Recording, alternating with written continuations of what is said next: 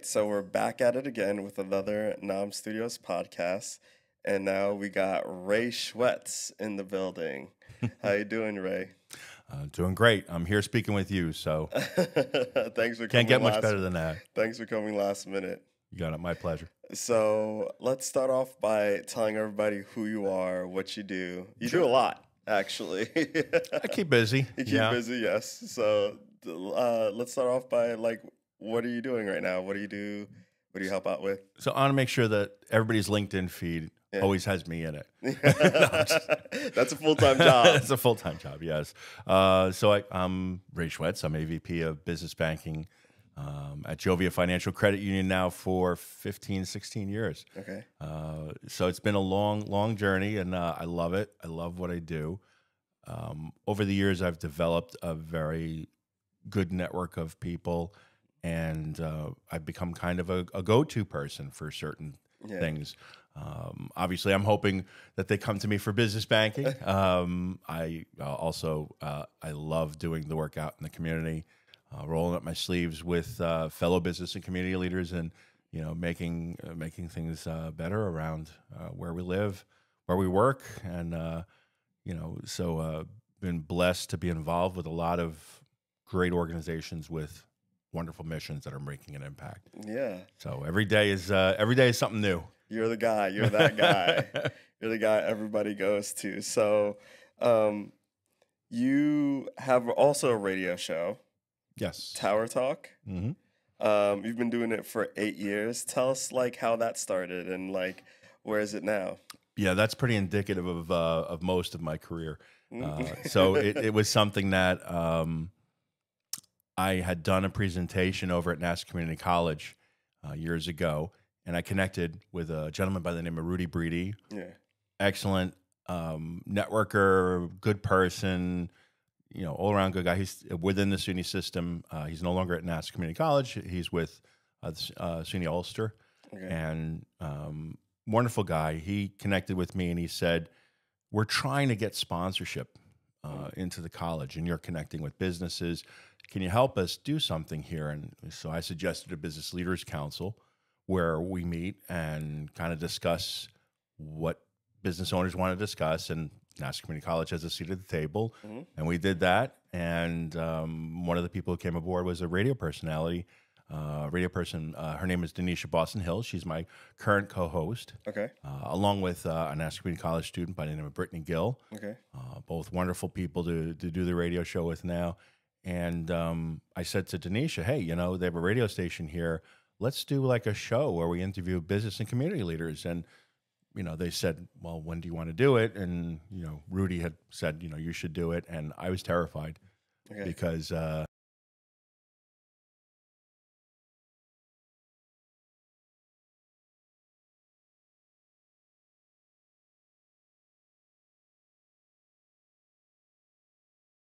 I think my sunset career is going to be AMSR or whatever that is, where you relax people. Yeah.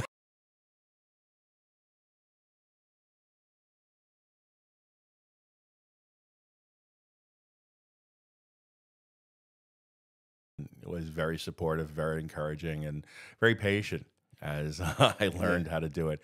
But 8 years later now, and podcasting wasn't a thing back then. We did it as a show. We saved it. Now it's, we're a veteran podcast, if you will. Okay, and where can we find that radio show? It's on so it's on WHPC 90.3 FM if you're local to New York, or if you listen on iHeartRadio, as we're streaming live, we're Thursdays at 3 p.m. And also the show is a podcast version that's saved on all formats, so all platforms rather. So iHeart's, Spreaker, Spotify, all that good stuff. And how many viewers do you have? Or listeners, not viewers? Yeah.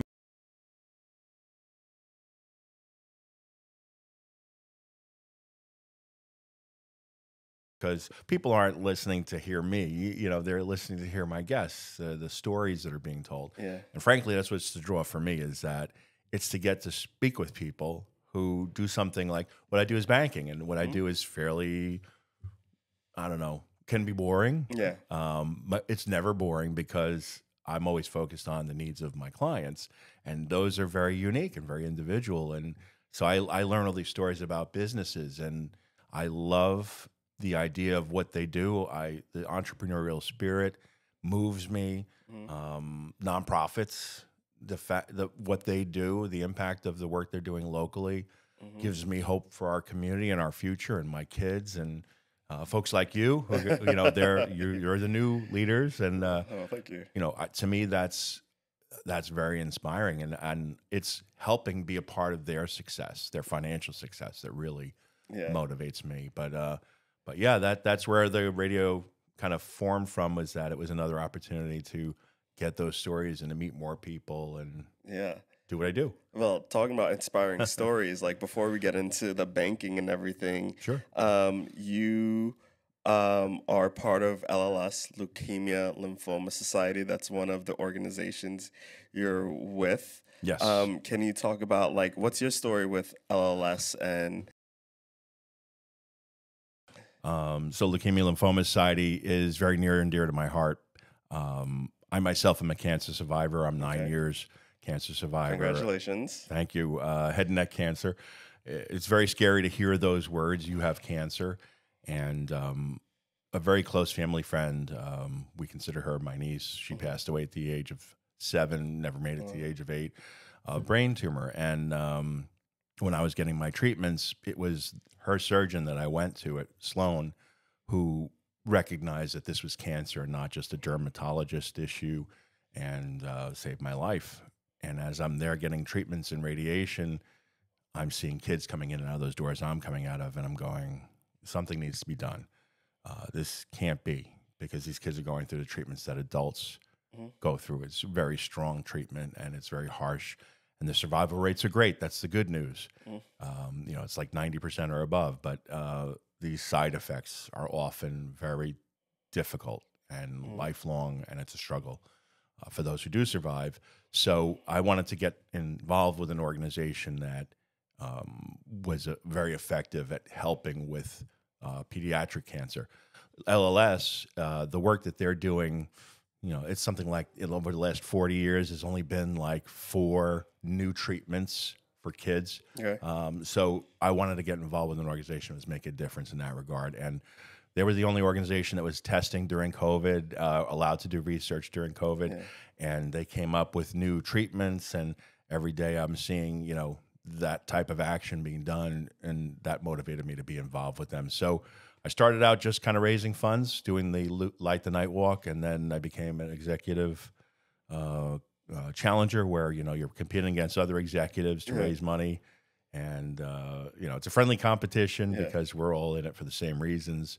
We all have a connection to cancer in some way, and then chaired that, and now last year I for 2024 I chaired the Light the Night Walk, and got up in front of 4,000 people, and what a night! It's just an amazing thing to see, to stand up there on a stage at Eisenhower Park and see 4,000 people connected over this cause and passionate about making a difference. I'm sure it looked beautiful with the candles and everything. Just amazing. So to have the privilege to do that kind of work.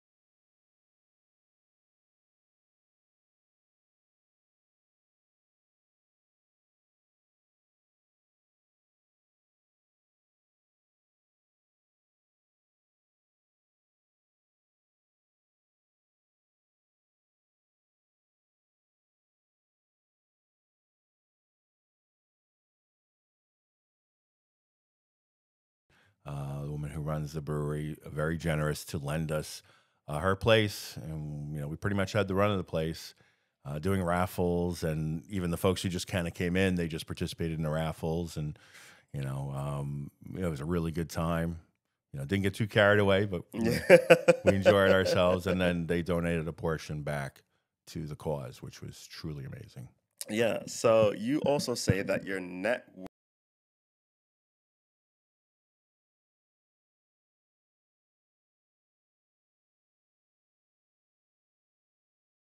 You had faith in me that I could come up with that. And can you expand on that philosophy and how that has like worked in practice for you? Yeah, sure. And that's something that it's kind of it's a standard for business owners or people who are actively networking, that, it's those connections that really make you valuable. I mean, again, what I do, it's, let's face it, it's a commodity. I work with checking accounts. I work with money market accounts. I do think that there's things that make me unique, and there's a good reason to work with me over someone else. I think there's differentiators depending on who you are and what you do and what you're looking for. There are things that differentiate me, but at the end of the day, it's a commodity. And what I do is, as I said, I'm interested in the stories. Like, I'm interested in what you do at NOM.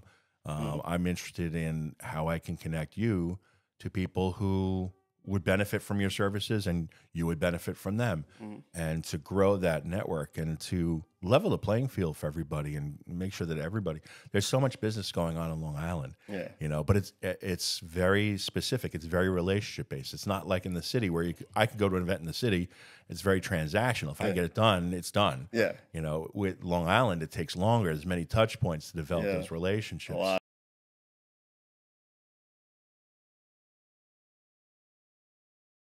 That, you know, you have learned about networking or business banking after all these years?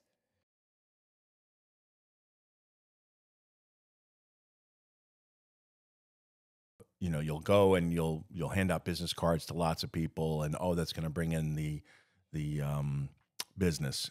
I work with Ellen Volpe of ABA, American Business, and she's wonderful because, you know, she'll meet with you and talk with you, and she's been a mentor to me for many years, a good friend, and, you know, she'll often take out her stack of cards, and it's things that, you know, she really doesn't have any frequency with them, no interaction with them, so it's just a card.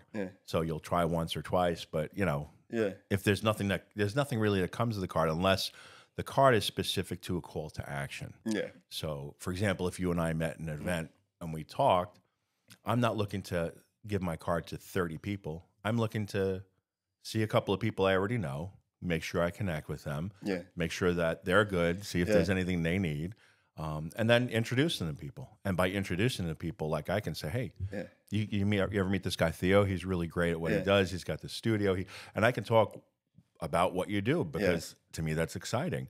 And then I introduce you to somebody, and then you get business out of it, hopefully. And then hopefully you keep me in mind, and at some point I'll get business out of it, and you continue to do that right thing. And it's authentic because I'm really interested in you. I'm really interested in my business clients. I'm really interested in my connections, my COIs. So to me, that's what networking is all about. And I think a lot of people just have this misconception, if I give you my card, hey, we're going to do business together.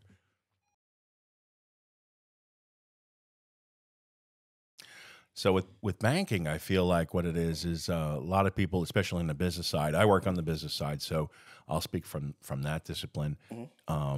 A lot of business owners will come to me because they need access to credit. They're upset about fees, or oftentimes it's because their banker is not picking up the phone anymore.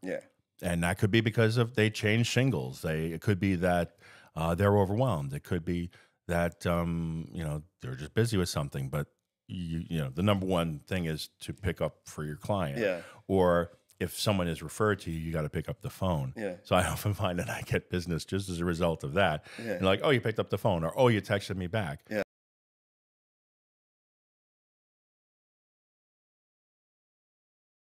Okay, glad we're here. Glad we're doing this. And you know, but and that's the misconception, I think, is that you know, people think that, oh, well, if I'm a banker and I'm trying to get a client, you know, it is hard for them to move their relationship. But really, the things to keep those relationships is that you need to have that service mentality of I should always be there for them. And for the business owner, I think the biggest misconception on banking is, you know, the business owners will come in and they'll think, oh, well, I'm going to get credit. I need $1 million on buying this building. Oh, okay, that's great. Well, why are you buying the building? What's the story behind it? How much money do you have saved towards it? When you're getting a mortgage for a house, you know, you have a down payment that you put down. That part of things is the same with business financing. A lot of people think that, oh, well, you're just going to invest in my business. Well, no, I'm not a business partner. I'm not an investor. I'm a bank. So you're coming to me and you're going to tell me the story of your business, why your business is going to be successful. You're going to give me financial documents that are showing me how you're successful. Yeah. Why are you getting to this point where you're buying the building? So all that comes into play. And I think a lot of people think, oh, well, I just have business credit, Yeah. or, oh, I'll get a grant, or, Oh, I blame social media for that because they make it sound like, oh, you could get all Yeah. this like so easy with just opening out and being in business a while. I'm like, that is such a lie. It is. I mean, yes, there are resources out there. And actually, Long Island, we're blessed with many resources. Like we have Pursuit, with the Small Business Development Center. We have the SBA. We have community banks. We have credit unions. So we do have quite a wide variety of choices available to us. But you have to be dealing with somebody who knows what they're doing. And, for me, all the bankers, we all know each other. Yeah. And it's so funny because we're at a networking event. You sit down and you're like, oh, I don't know this person. The first rule is I'm looking for somebody I don't know. So I'm looking for people I know to say hi and introduce you. And then I look around the room, and if I see somebody in the corner, I'll go over and I'll say hello.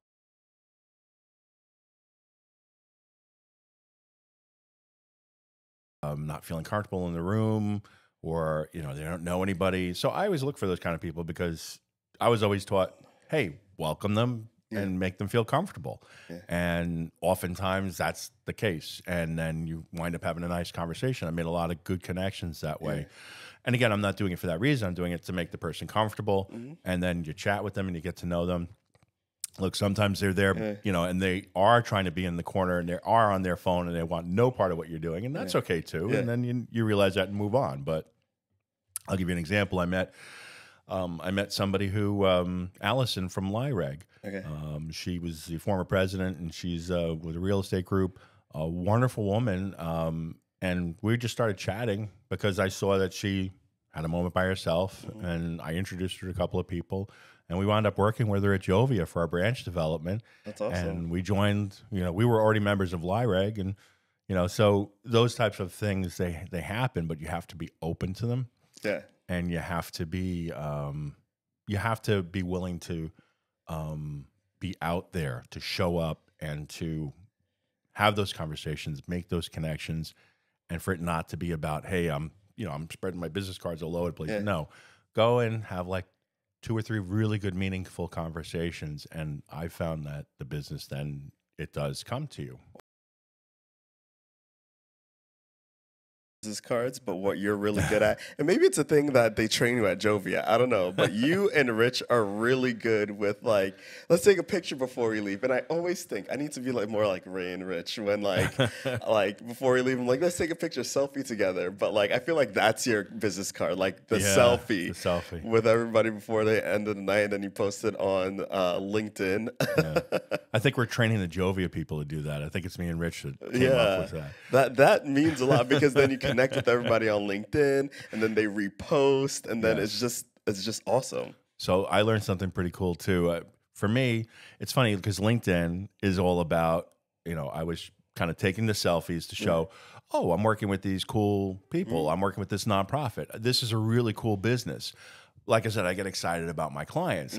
And so I want to show them off. So I'm taking a picture with them to show, hey, I'm with the cool people, and I didn't realize that kind of turned me into a subject matter expert. I had LinkedIn folks coming to me and talking to me about this, saying, your social media presence is, you're getting like 2,000 impressions, and I had no idea. I started paying attention to that then. I started tagging people then, and it just kind of grew into something where I became a subject matter expert for nonprofits. Influencer. An influencer, yes.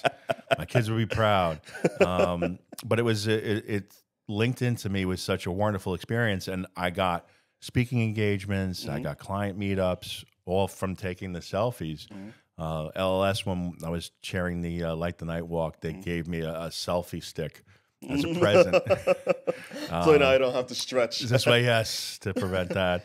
But yeah, that's become kind of a trademark of mine and Rich's. Rich Tavares. Yeah. My brother from another. Yes, you guys are really good with the pictures and the videos. And I feel like that's like one of my questions to you was going to be, what are your success metrics? But I feel like you talking about making those meaningful connections and just getting together and not handing out business cards to just everybody in the room and making Hmm. those one or two meaningful connections is a success metric for you.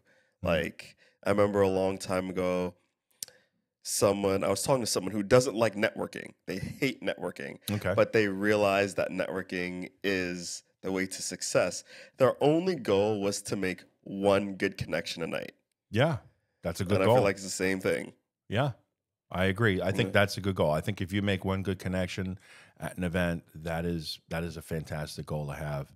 I think not a lot of people are focused on that. Yeah. I think they want the immediate gratification.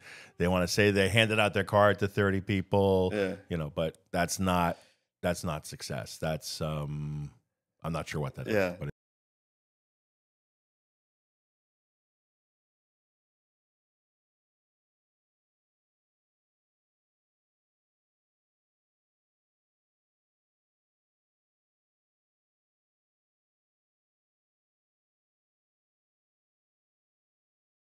oh yeah, they gave you the card, they gave you permission. Yeah. I have a drawer.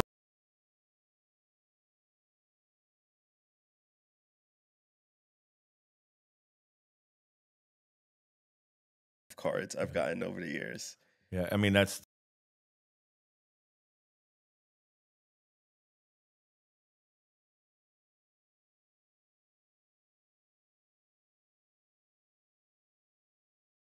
Business Leaders Council. sure. And what is that council and what's your like mission? What do you Yeah. guys aim to accomplish with that council? Sure. So, yeah, that harkens back to my days with Rudy Breedy, and the council exists now. It's chaired by Sharon Davis. Hmm. Big shout out to her. I love her. She's a business owner in North Merrick. Okay. Wonderful lady. Does benefits, HR benefits. So she now chairs the council. It's basically business leaders. We get together Mm-hmm. and talk about what it is that we network. We're Mm-hmm. we're talking about what we need, and the college has a seat at the table where we talk about what's needed for the college, and we did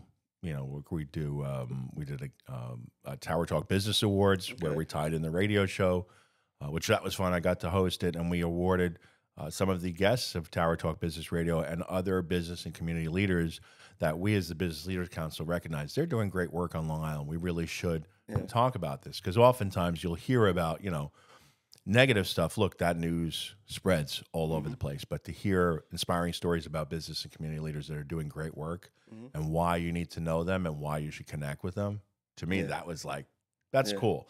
So we did that and we raised some funds, which then go towards scholarships for the Okay. students. Awesome. Awesome. And Yeah. how can people get involved? Like, how can students find out about that scholarship? Sure. Oh, well, all the scholarships are available on the ncc.edu website. I'm not as familiar as I should be with that, probably, but if you go to the website, there's a whole section for all different kinds of scholarships, and that's something I would definitely tell students, and I try to tell them always check that out because you don't want to have that money left on the table. Yeah. There's so many scholarships available, and you can apply for more than one. Mm-hmm. I've read through some of them for the Business Leaders Council, and also in my role on the Nassau Community College Foundation Board and the Alumni Association Board. When you read those stories, I mean, they're powerful with these students, the adversity that they're overcoming, and attending a college where they can afford it, and then getting $500,000, $2,000 sponsorships, scholarships.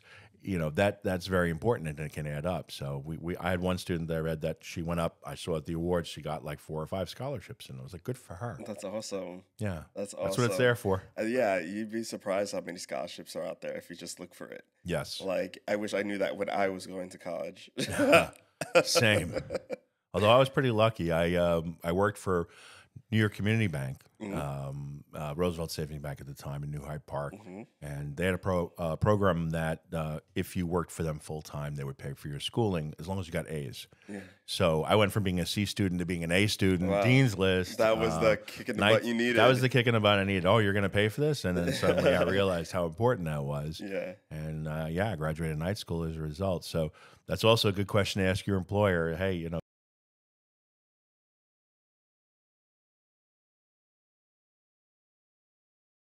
Leaders Council?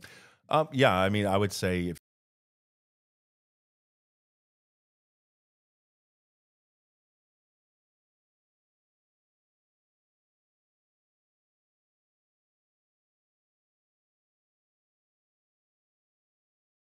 I'm Yeah. happy to point you in the right direction, and we'd be glad to have you. Okay, so I got some rapid fire questions for you. Yes, sir. All right. What is the most underrated financial strategy for small business owners?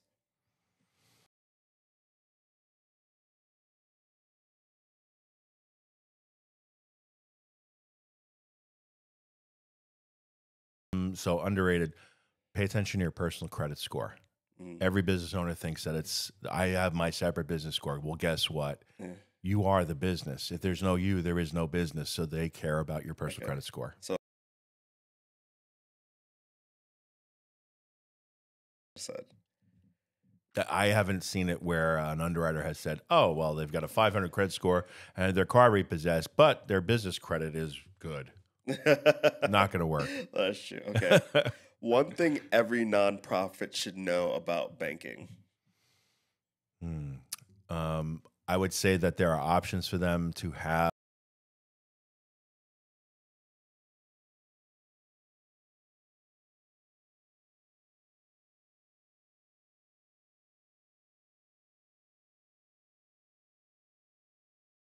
Thing is, please read your statement or make sure your bookkeeper is in connections with you about what's Okay. going on there. Also, to have a relationship with your banker because that can make a difference. I met with a nonprofit years ago, and the board member of the nonprofit, I was going for a mortgage for them, and I got them what they wanted, but the rate wasn't exactly what I wanted. You know, it was still pretty good, but it wasn't. I was fighting for more, and I said to him, "I'm really sorry." And he goes, "Don't be." He goes, "You don't understand. We're the angels that help these Yeah. nonprofits do their work." And I was like, "What?"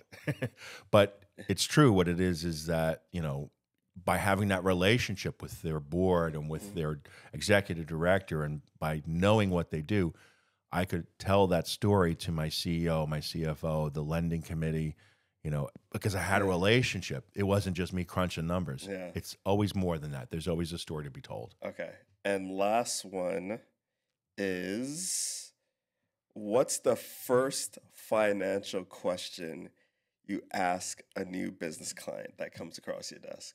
Hmm. What are you looking for with your banking? I that's usually the first question I'll ask them, or you know, what do you not like about what's happening with your banking?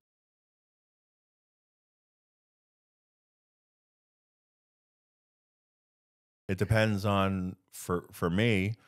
You know, we have no free checking, so it Yeah. depends on what services they use and why. Yeah. You know, look, if they're doing 100 wires a month and they have $1,000 in their bank account, they're not going to get a no fee checking account. Yeah. You're going to pay for the wires because it's a cost of doing business. Yeah. Nobody's going to give that to you for free. But to have that conversation Yeah. is very important. So, yeah, I mean, if they ask me, if they say I don't want any fees, well, let's talk. Let's see how I can make that happen for you. Yeah, absolutely, absolutely. Okay, so where can everybody find you? Where can they get involved with either LLS, NCC Leaders Council? How can you get in touch with you if they want to pick your brain about business banking in Jovia Yeah. and or networking?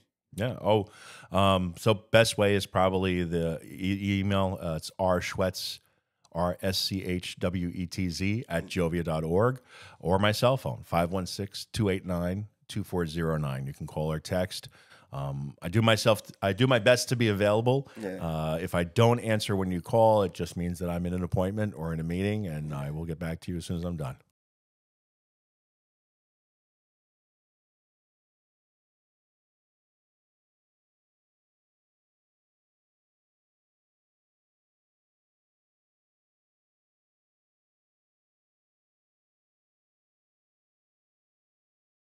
Island right now. Is there anything that you're kind of seeing trend up? Sure, yeah. So, I mean, I think that the number one trend that I'm seeing is that the lending has kind of kicked up again a little bit. People Mm. are looking for credit.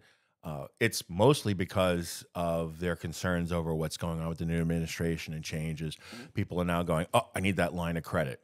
And while that's great, it, is not always going to happen. I mean, because the situation's boss. So I always tell people, and this is, you hear it all the time, if you don't need the line of credit, but you don't have it, get it. Okay. Get it set up.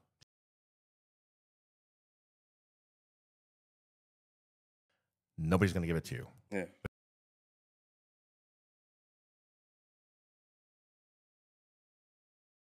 And when you're working with a banker, they should tell you that, you know, hey, you should set it up.